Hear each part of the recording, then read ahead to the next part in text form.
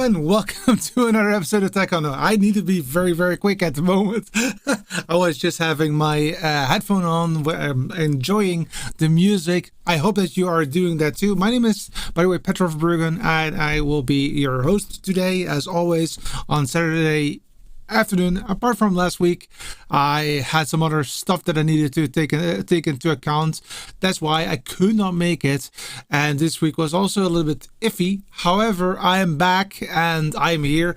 So today is going to be a little bit of a ad hoc show, to be honest, because I wanted to do something else today. However, due to delivery problems like we typically have these days, I needed to pivot a little bit. Now, that's not a big problem, because actually that means that I have some time to really discuss why I bought the Constellation HD that you have right here.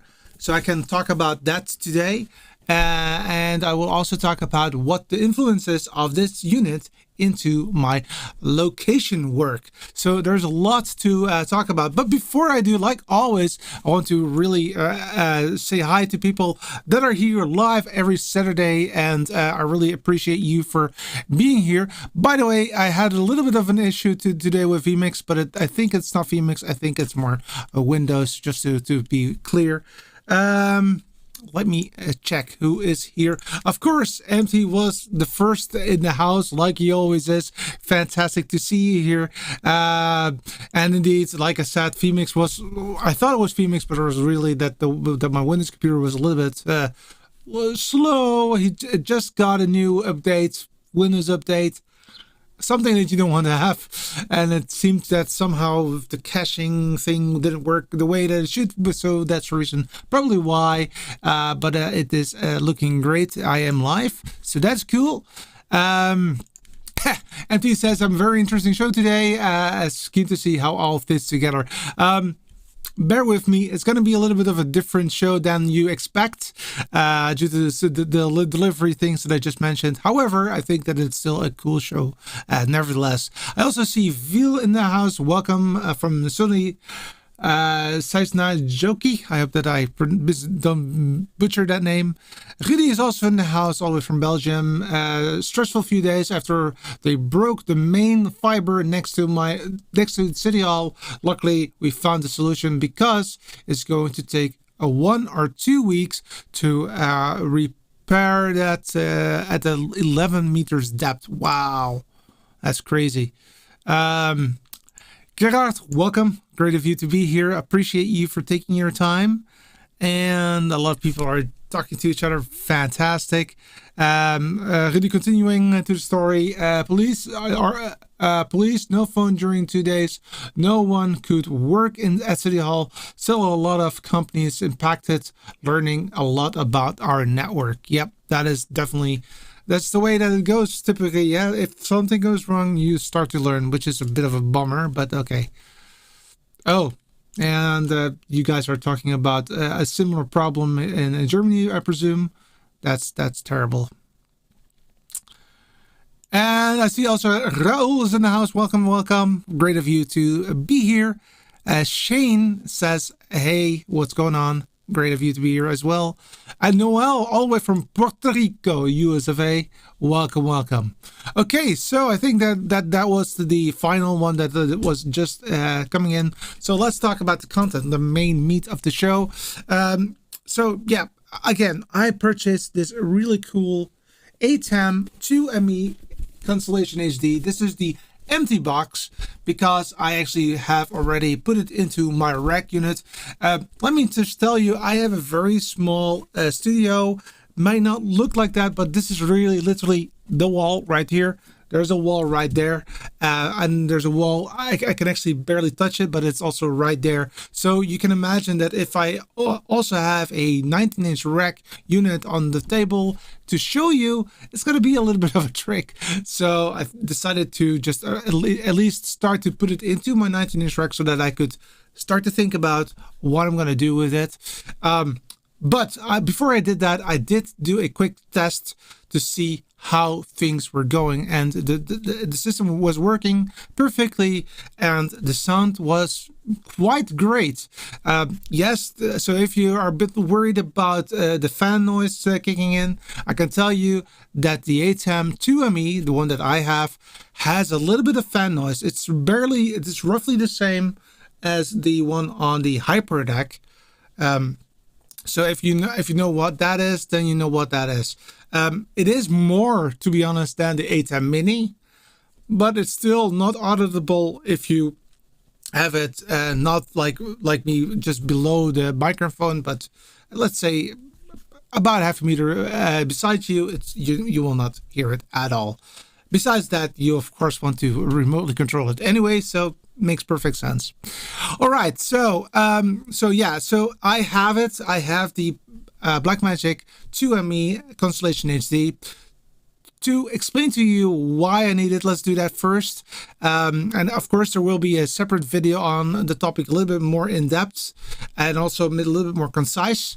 But today I wanted to talk about a little bit of a different story, but yeah, a bit of context will not hurt.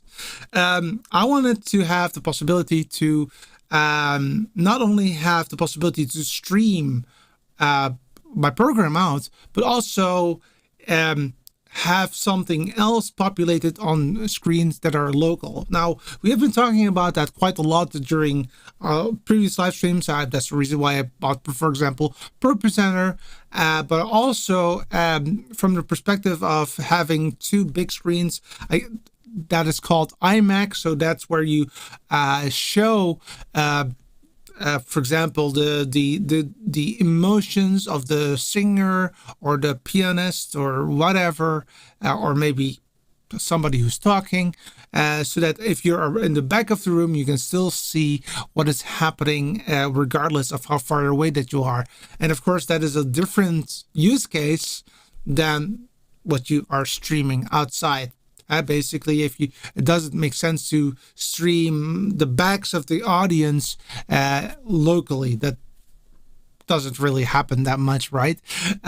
So in order to do that, you have to have a second switcher.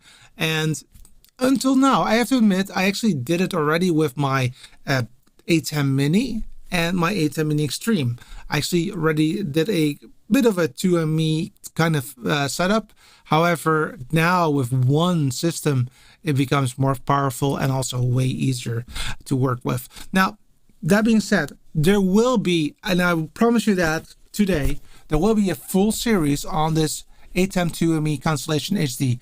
I will really go very much in depth in a lot of different topics if it comes to this setup. So we're going to talk about everything from the installation, from how to utilize the multi-fuse, from how to set up stingers, to how to use a 2ME. What a possibility! All the possibilities that I can find on this system, I will talk about that in a series. The reason why I'm doing that is actually I really believe that this system is so much capable of a lot of things that I think that it deserves a whole series for it. So I will be starting that series this week. So at the end of the week, hopefully you will have the first episode. But starting next week, I presume it's going to be more episodes coming your way, maybe once a week, separate to a live show. So a lot of content is coming your way. And in order to do that, I needed to have it working, right? So that's where this video comes into play, because it's not working yet. Don't worry, the system is working. The ATEM is working perfectly. However, I could not really produce any content on it due to the fact that I had some limitations, because the 19-inch rack that I talked about earlier on with you was fully HDMI based. So I had to reroute everything from HDMI to SDI, because that is what it looks like. Now, I actually created this picture for you guys to show you how it looks like right now on the front. Let me see where my TV screen is. Where is it? Otherwise, I need to add it myself. That is fine. I cannot find it. Okay, so I'll just quickly. Oh, here it is. There it is. Right there you go. So this is the front of the unit. As you can see, there are a multitude of different components. Now, before you're going to say, hey, Petra, you haven't inserted all screws. Yes, I know. I will be doing that at the later stage. But on the top position, you see a 19-inch rack, a 17-inch monitor. Below that, you see a comms system.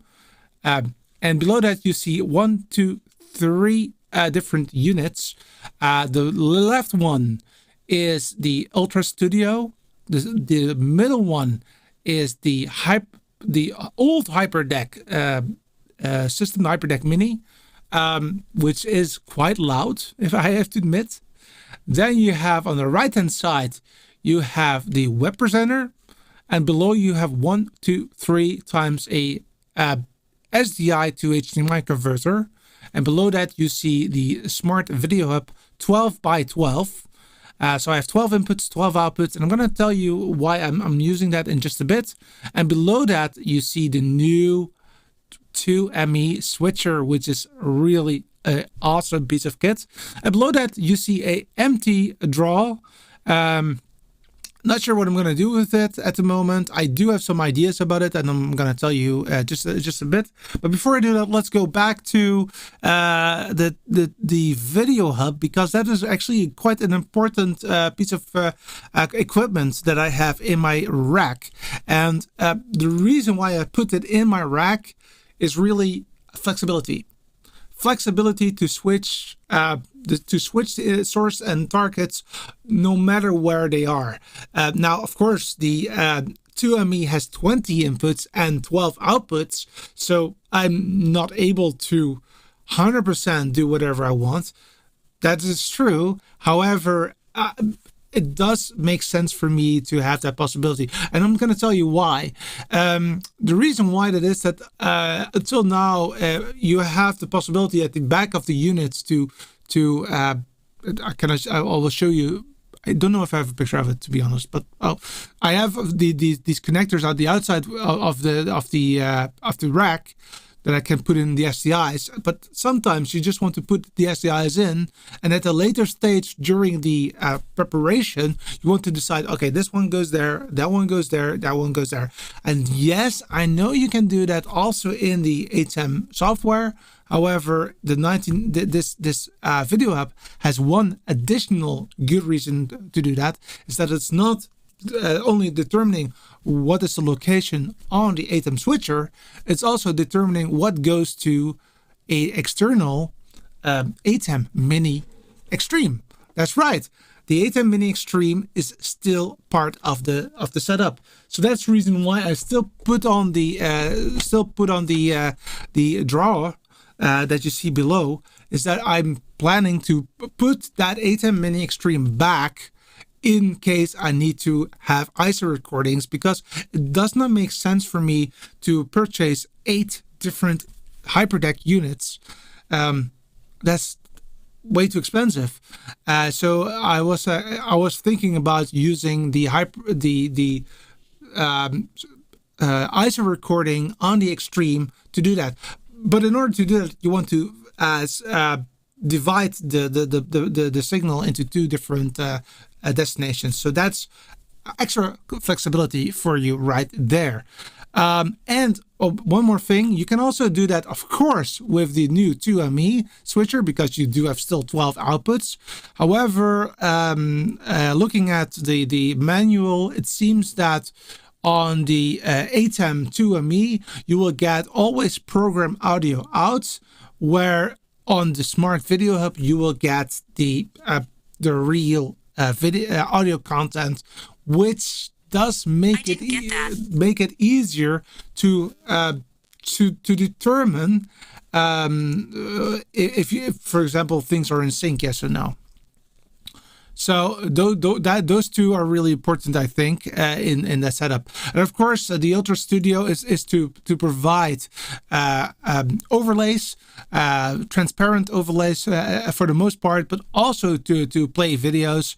The HyperDeck is to either record the program out, or as an additional program out functionality, or to just play predefined videos like an opening or something, to make it easier on ourselves, because of course you can automate that. Once you just press camera 8, for example, it will automatically play the HyperDeck for you. That is all possible with ATEM, obviously. So that is the front of the unit, and I actually today also did a very quick creation of the I have to log in again. I see. Sorry for that. I just give me a few seconds. All right. So I also made a picture of the back to show you what it looks like. And I could tell you it is quite a complex system. And my dad is laughing very loud at the moment because he's using the word complex a lot. So I do that too. But here you go. So this is what the back looks like of the 8U rack. So at the very top, you'll see just the glare of the bottom of the monitor. Then below that, you see the data video comms. So here you see also from 1 all the way from 1 on the right hand side all the way to 8 on the left hand side, all of different comms signals that you can create. Now in my particular unit, only 1 to 4 can be used due to the fact that I am limited to the setup at the moment. Then below that, on the right hand side, a little bit blurred out, that's the let me see. That is the Ultra Studio. Then in the middle you see the HyperDeck, and then on the left hand side you see the web presenter, and below the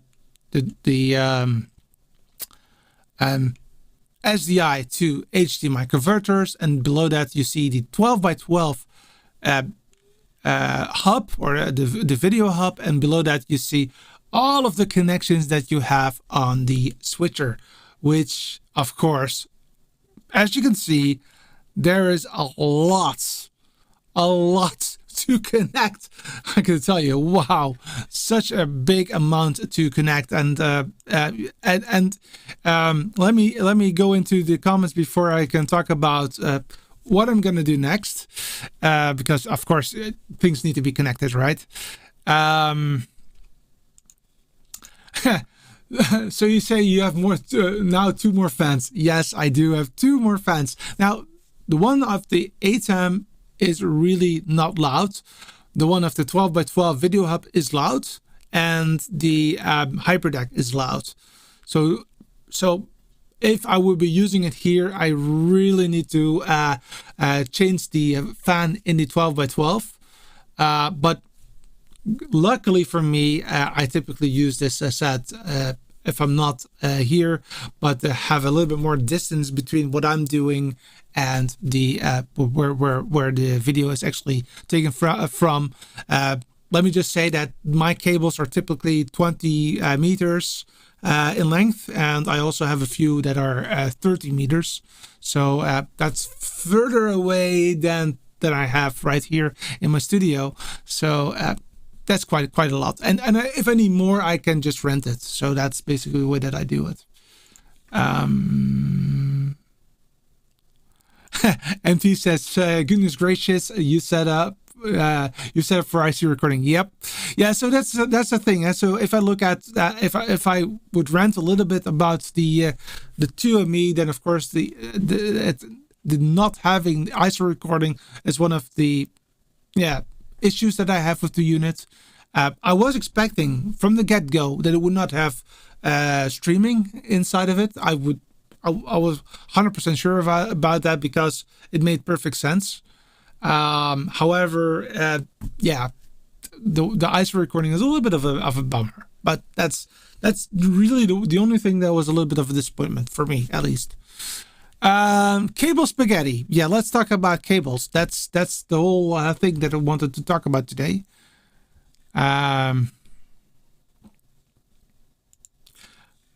Going to need a switch, says Rudy. I don't know what you're talking about. I do not know what you're talking about. Anyway, yes. So let's go back to the video that, or the picture that I just showed to you. So yep, let me get it again for you. So this is the video, the picture that I just showed to you. And you see that there's a lot of SDI cables, right? So you have here already 20 inputs on this side, 20 inputs, 12 outputs, plus 2 multi-views. Then you've got 12 inputs here, 12 outputs there. Then you have, let me see, 1 input here, 1 output, 1 input there, 1 input there. The loop through I'm not doing, to be honest, even though we could, but that doesn't make sense to me. And then above there you see again that there's 1 input right here. There's a monitor output right there, and there are 2 outputs here and 1 input. I believe this one is the input. And then you got 2 outputs right there as well. So a lot of cables are needed to get this organized, and that's the reason why I have these cables right in front of me right here. I wanted to talk a little bit about my my ideas with regards to cables, because, well, basically it's needed right now. So before I do, you just saw that there are a lot of cable colors, right? So like I think almost everybody starts with, you typically always start with a black cable right here. So this is a black cable, as you can see right here. And this is, I already own like 4 or 5 of these smaller sets. By the way, this is almost an ideal length. And these are typically just available to buy, to purchase, and you don't have to create one for yourself. Now, if you're handy and you have a soldering device and you have the time to do it, then it always makes more sense to build your own cables than what I do. However, I do not own a soldering device, and I am a little bit that I want to have a standardized length. So that's the reason why I will always go with this length right here, which is 50 centimeters. That is what this is. So 0.5 meter. And but if you have everything black, then you have a problem, because it's you cannot really see what you're doing. I mean, if everything is black on this picture right here, what is coming in, what is going out, what is internal, what is recording, what is doing what? And that is really one of my key issues that I had. So I thought, Petra, you're smart, let's buy some colorful cables. And that's exactly what I did. The only thing was, and that's the reason why this video is here and not one of the reasons why this video is here is that it's quite difficult at the moment to get colored cables. And that's of course because of all kinds of limitations of delivery. I understand that. But luckily I do have a few of the colors that I'm interested in so that I can talk about it. So let's talk again about the black one first. So this black one is in my rack will be related to non-production outputs. What I mean by that is things that are that I'm monitoring for myself to see what the quality is of the output, for example, or to do some other maintenance. For example, a good example is the multi-view.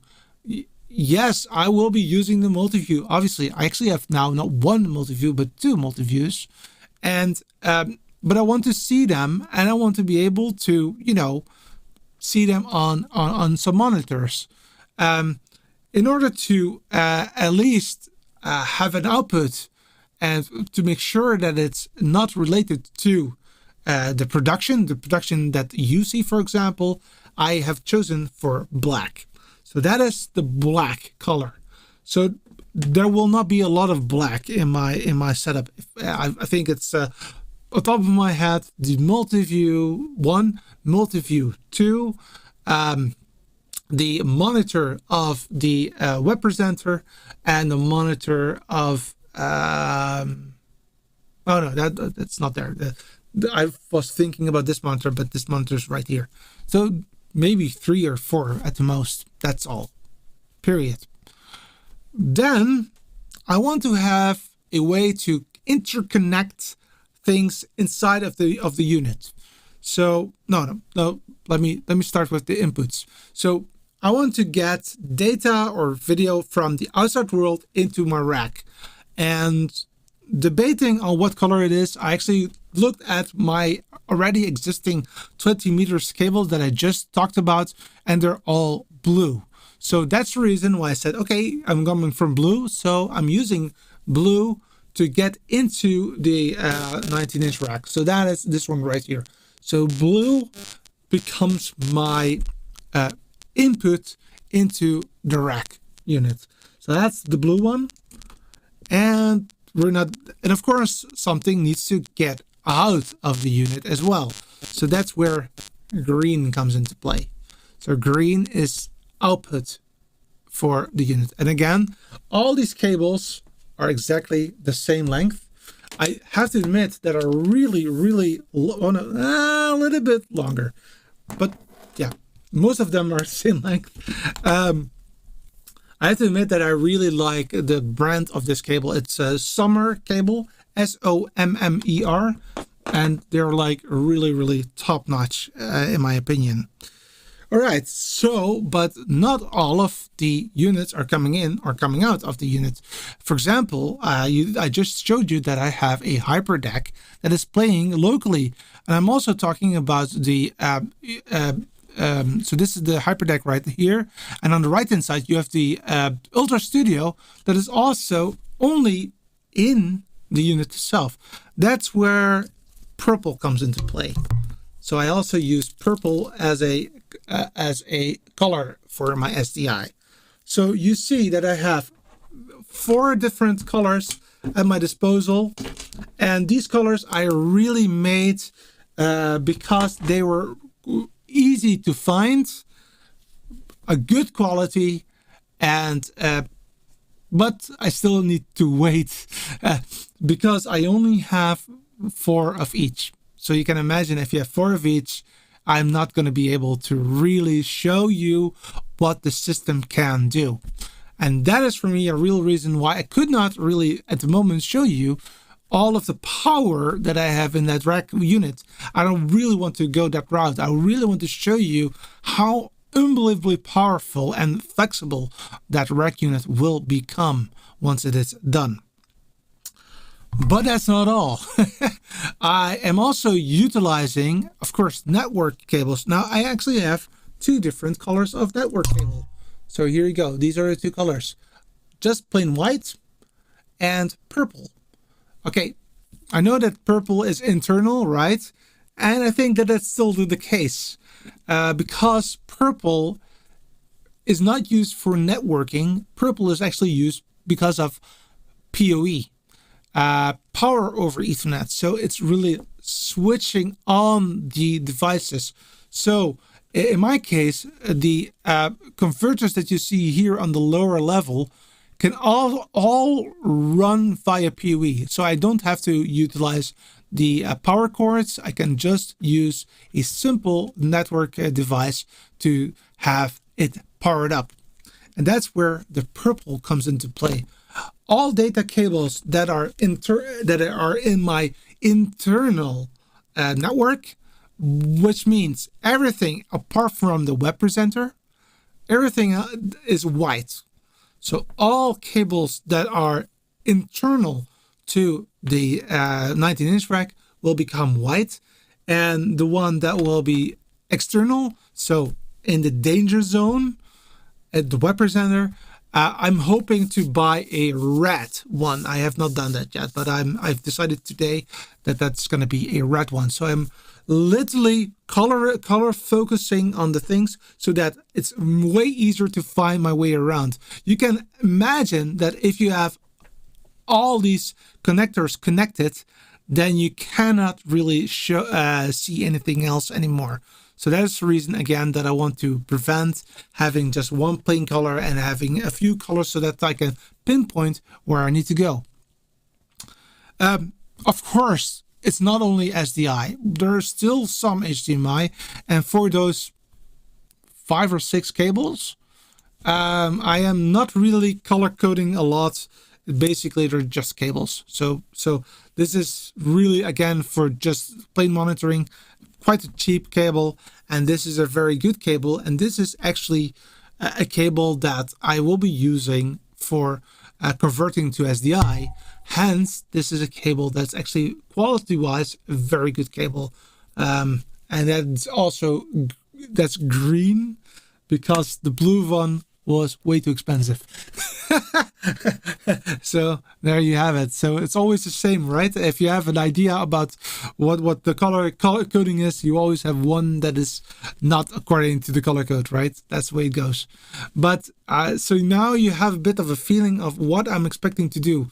I only have 4 of each colors, and it didn't really make sense to switch on the ATEM at the moment. However, it will be coming as soon as I can, and I hope that a lot of these cables that I'm missing will be coming the coming week. The purple ones will be a little bit longer, so I am considering to utilize, for the time being,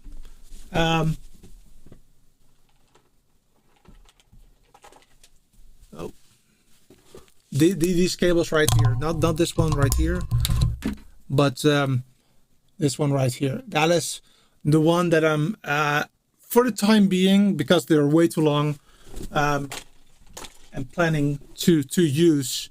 Yeah, once that is done, I can finally start to switch it on, put on some cameras, and fiddle around with it, and to come up with a plan what I can talk about. Now, if you have any ideas what you want me to talk about, please go ahead and write that down in the comments, because that is the way that I know what you want to know, and what you want to learn. Now, there are still a few issues that I'm facing. Is that unlike on the ATEM Mini, where you have the buttons on the device itself, of course, this system also has the buttons on the device itself, but it's in a rack, and I don't want to have that rack right in front of me. So for the time being, we'll have 2 of these Stream Decks to connect to the ATEM, so that I can at least start to use it. And I'm still looking into a better way of connecting to it via console. However, I'm still really interested in the Blackmagic advanced panel, but my dad is going to kill me if I would purchase that one. So I will not do that at the moment. But I did send out a request via Twitter to Blackmagic to say, hey, if you're thinking about maybe a new control surface specifically tailored to the Constellation HD, maybe you should make a microcontroller like this one. Basically, what I did was I removed the top part of the advanced panel and say, this is perfect for me as it is right there. I would love this kind of setup to have with it. And the reasoning behind it is really that I love to see what I'm doing, and that's where this product really shines, in my opinion. And I don't want to have the possibility to look to say, okay, I have to go this one, I have to do this. I want to just feel what I'm doing. So yeah, so that was an additional issue that I'm facing. But for now, having 2 Stream Decks, and I already have them, I don't have to pay for them anymore. That would be a good starting point to start fiddling around with it. And of course, it will be based on Companion, of course. Before I continue, because I had one more topic that I wanted to discuss, are there any questions or remarks?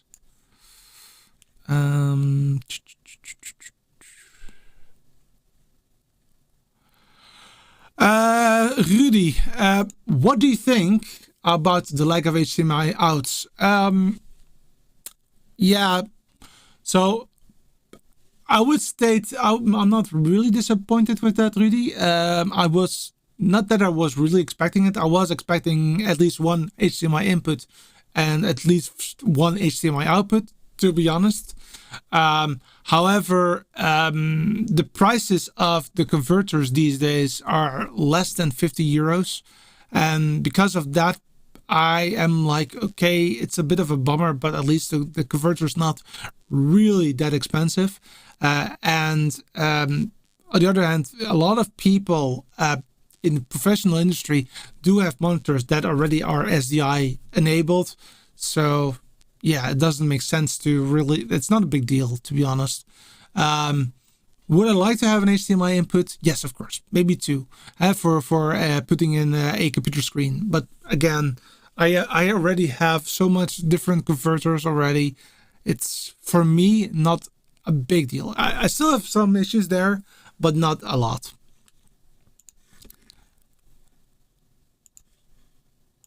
MT's BNC mostly crimped, but the device you need is quite expensive too. Yeah. Oh, I forgot about something. I needed to talk about this as well. Let's go back to that picture. Because one of the other problems that we were facing, obviously, if you look into the picture, is that all of these connectors are really side by side, very, very close. And so close that you might hurt yourself. Right there. Do you see that on my thumb? Yeah. So I hurt myself. and then I was like, yeah, but wait a second. Maybe I should purchase a BNC screwdriver. This is a BNC screwdriver right there. All you have to do is, let's pick the black one right here. All I have to do is put that one right here into the mix, into the head of the screwdriver, like there, and then just screw it in and press it out, or vice versa, obviously. And I actually already tried to use it a few times today, just to see how it works, and it's literally way easier than doing it by hand, because you will have some issues with your hands, I can tell you. Let me see.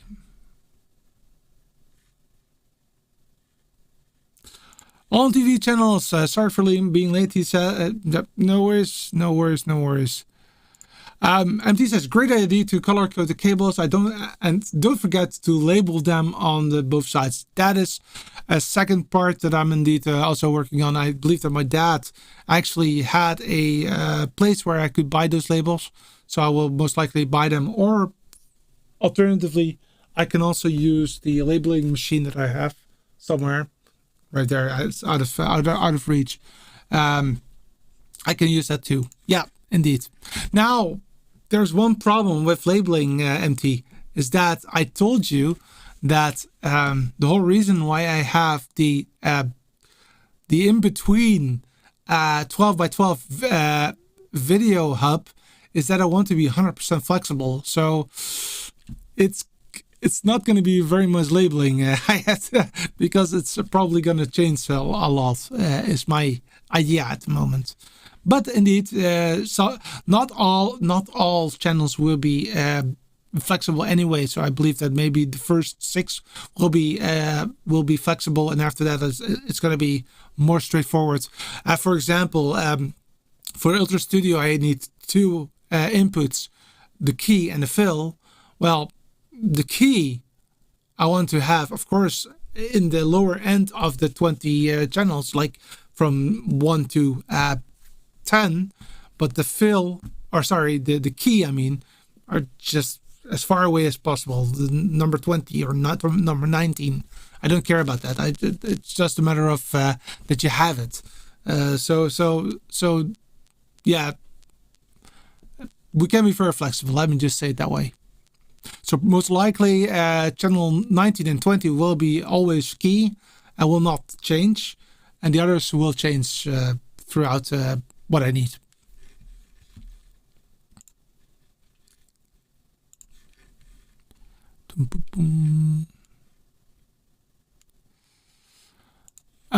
Neil says also a great idea. He says there's some multicolored shrink fit tubing as well. Interesting. Yeah, that's interesting as well. Oh, and interferes right now. That makes sense because I have my lab. Sorry for that. That's gone, I hope.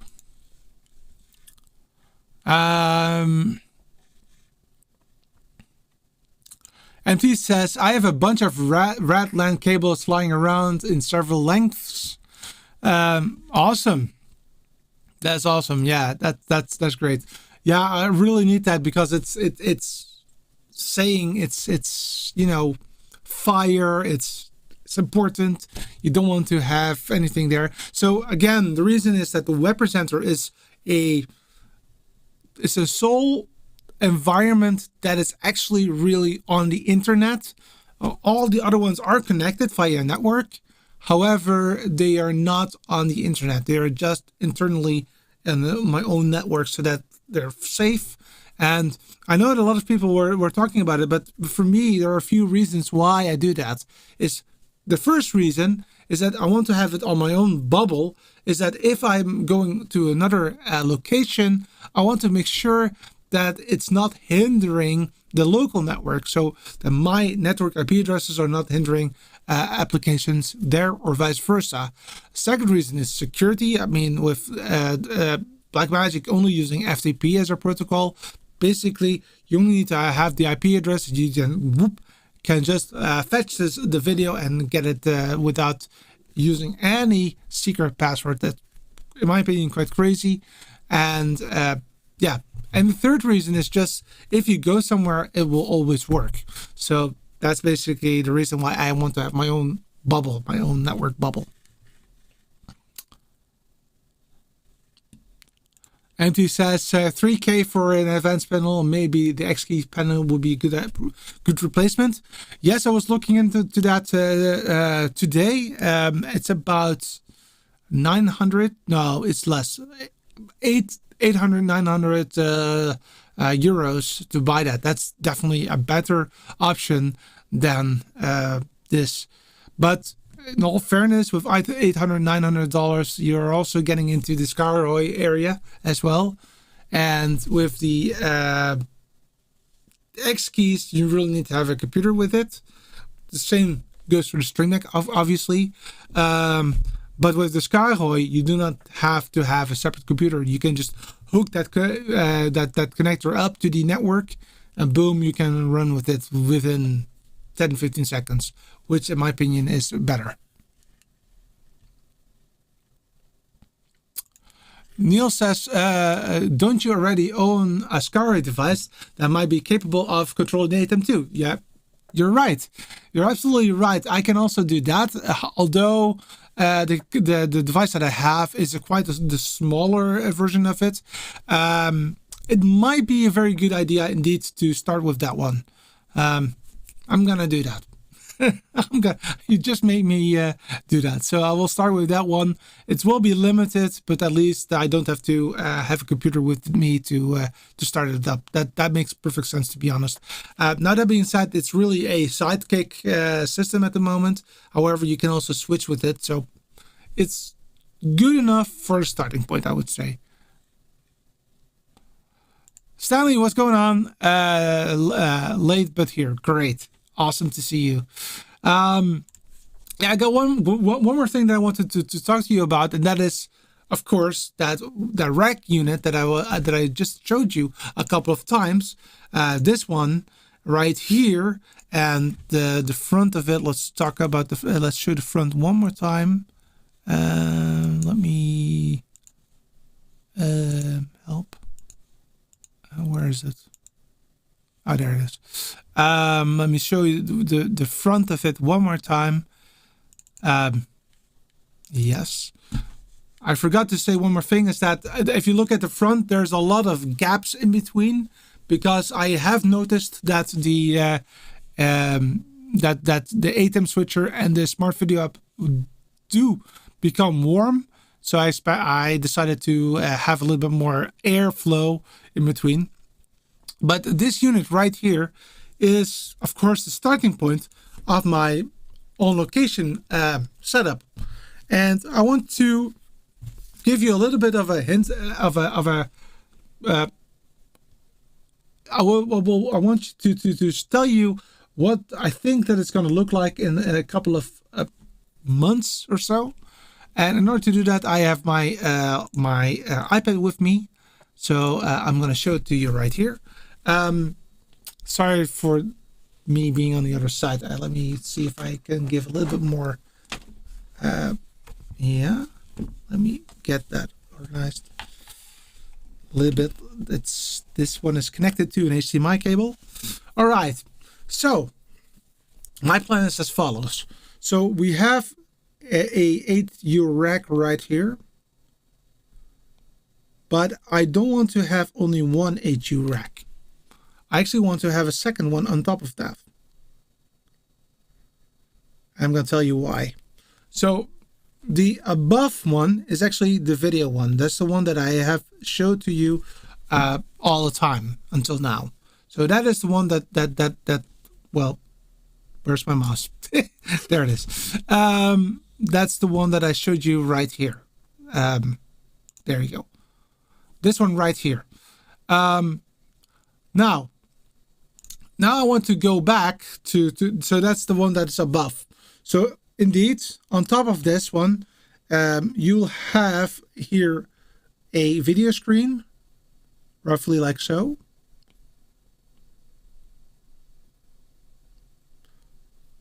And this video screen is switchable via the 12x12 video hub. So this can contain multiple different things. It can contain, for example, the web presenter monitor,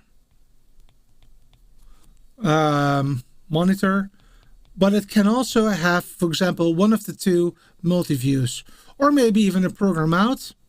Or alternatively, what I can also do with it, and that might be also is to switch to the PTZ that you're actually controlling at that time. So with the Skyro device that I have for controlling PTZ cameras, once I press camera 1, it will automatically show camera 1 on that monitor, which makes it easier for me or the person that is operating it to know what they're doing.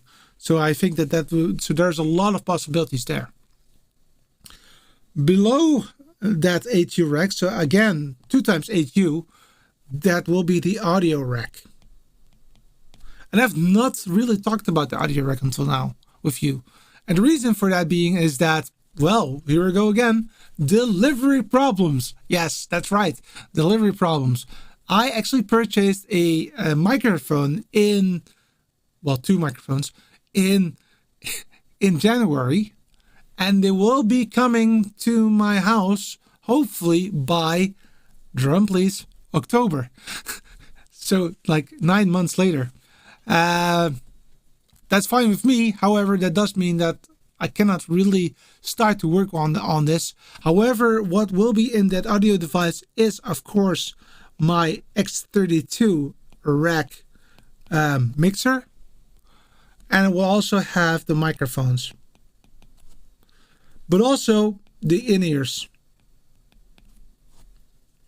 So a lot of functionality right there. And then what I also want to do is that I want to have foldable tables like so, with 2 screens again. And these screens are 32 inch. So 32 inch. And the reason why it's 32 inch is, well, bad eyesight. So I want to have a bigger picture so that I can really see what's happening on the multi-view and this what you can see right here will become the setup. Of course, there will be the control unit right here, whatever that might be. That can be a Scarhoid, it can be something else, it can be Black Magic micro panel that does not exist yet. However, that's where you can switch the show. And here you have the audio mixing console that I already own. So that one is right there as well.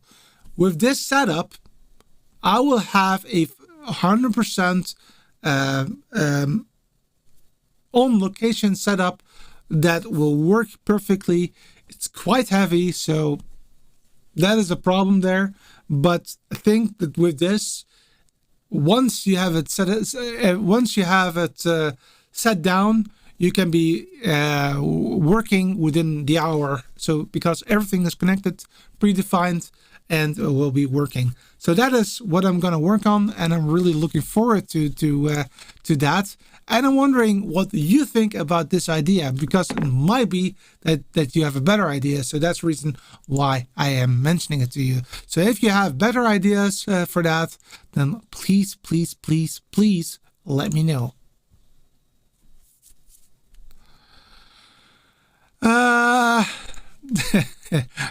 Neil says, Saturday stream title, preparing my OB truck. Yeah, it's a dream. I have to admit, it is a dream. I actually already have an idea about it, but it's not going to be a truck. That's way too big. Empty says, exactly, I'm waiting for it. And of course, I would love to have a hand on the build. Yeah. Great idea, and it all fits in your car. No, it does not. It does not fit in my car. That's the problem. Now, that being said, it's actually a very good comment there. No, it does not fit in my car. I have a small car. I have a really small car. I actually am driving a Fiat 500 electric. So it's not the biggest car ever. I love my car, but it's indeed too small to fit all of this. Now, that being said, I had been thinking when I purchased the car that it would be good maybe to purchase a bigger car. But then you look into the pricing and how much you really need to go to other places with this gear.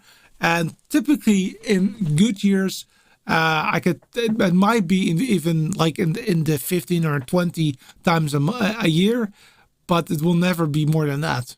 So for 20 times a year, do you want to purchase a bigger car, which will cost you, I don't know, 10, 15,000 extra? That's a bit of a problem. So that's the reason why I checked locally at there's this rental agency here locally, and they actually have a very good price. So yes, I have to pay about 60 euros or something to rent a car, but 60 euros for 20 times a year, that's quite okay-ish, right? So of course it needs to be paid for, obviously. But yeah, so that's the reason why that I'm not thinking of doing that in my car yet. Although, you know, I'm also looking into other ways of doing it. But everything that I'm looking at the moment is literally like, okay, too expensive, okay, too expensive, okay, too expensive. But I would love to have that, to be honest. So if I would have to, then I would love to. But yeah. And he says, maybe the car is small, but it will be a good, huge power bank. Oh my gosh, really? Seriously? Yes, my dad and I were already contemplating if that would be possible even, but I don't believe that it is possible to retrieve power from the car. But yeah, of course, the 12-volt output, yes. But of course, you want to have a bigger power bank, right? But it is indeed a big power bank. I have to, yeah, it's true. Okay, all right. So what's going to go next? Okay, so what I'm going to do is that once the cables are coming in, and I still have a high hope that at least the blue one and the green one will come in later this week, next week I mean, then I will be putting all those cables together. And with the ones that I don't have at the moment, I will just use the ones that I just showed you, the other ones for the time being, so that at least I have, hopefully by the end of this week, a setup that actually is usable, so that I can actually start to record videos. And one of the few videos that I'm thinking about is that I want to compare. One video is to compare the ATEM Mini Extreme right here, this one, with the ATEM 2ME, and just to discuss the differences between, and why I think that somebody wants to purchase the ATEM Mini Extreme or Extreme ISO, and why I think that somebody needs to purchase the ATEM 2ME or maybe the 4ME or 1ME. So that's one video that I want to talk about. The second video is really related to really walkthrough of the whole system, the menu structure, the setup that you have, the unbelievably big ATEM software control center that you have. Is like immensely a lot of buttons that you can push. It's quite awkward, especially compared to the ATEM Mini. It's like the ATEM Mini is like this, and then that's a 2ME. So that's another one. And then of course I want to talk about stingers, how you can create them, how you can use them. I want to talk about the 2ME, how you can use that, how you can switch between the two, that kind of stuff. That's what I'm thinking of.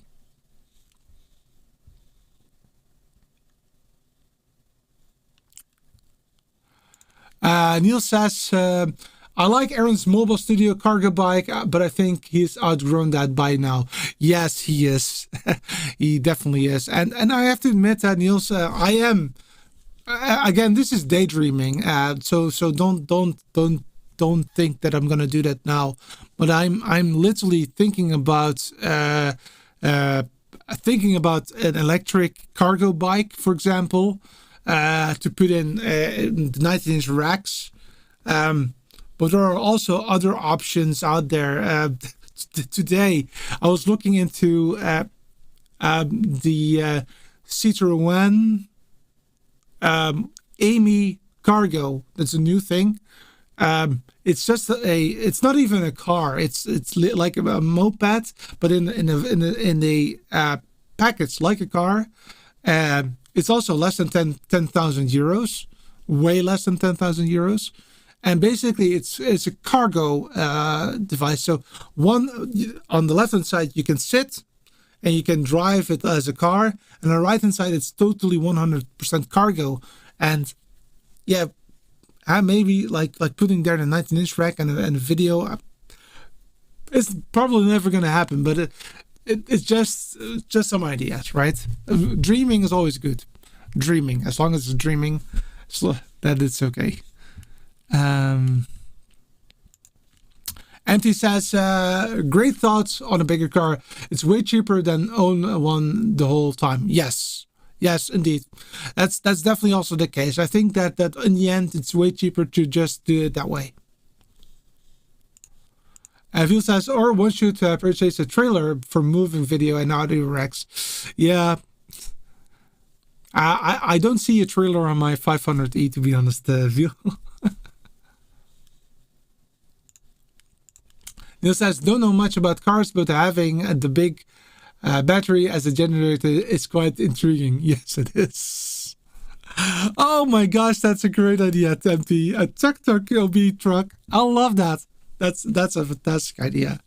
That's a great idea. Yeah, so there's a lot to think about. There's a lot to dream about. But let's get things started. Let's get this 19-inch interface working. Let's learn from it. Let's see what works, what doesn't work.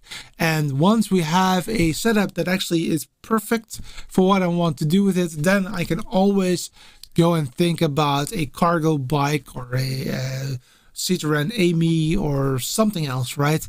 That's definitely not that area at the moment. No way, no, especially not this year. This year is really to hopefully get the audio rec done by the end of the year and start to work with it as much as I can. Neil says, the e-bike idea is great, but you have to operate quite local. Yes. Now, in all fairness, that's already the case. So my area is no more than 60 kilometers square. That's the area that I'm typically working in. So it's not; those are not big areas at all. But yeah. Oh, this is the fantastic end of this show indeed. And finally, it's all about the fun we have with our equipment. There you go, MT. I cannot say anything else right now. This is perfect end of the show. So thank you so much for being here. If you like this kind of content, please go ahead and like this this video. Subscribe if you haven't.